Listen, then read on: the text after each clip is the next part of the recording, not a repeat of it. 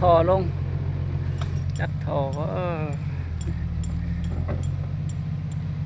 ท่อ1,800,000ค่าส่งค่ายังรวมค่าส่งค่ายัง3 ท่อแล้วล่ะนี่3,400,000แล้วพี่น้องเลยถือท่อล้านปลายละรวมค่าส่งนี่นะอยากได้4 ท่อมันแพงโพดเอาแต่3 ท่อ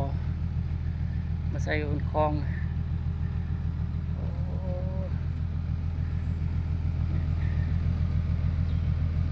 กำลังโหลดท่อลงจากรถ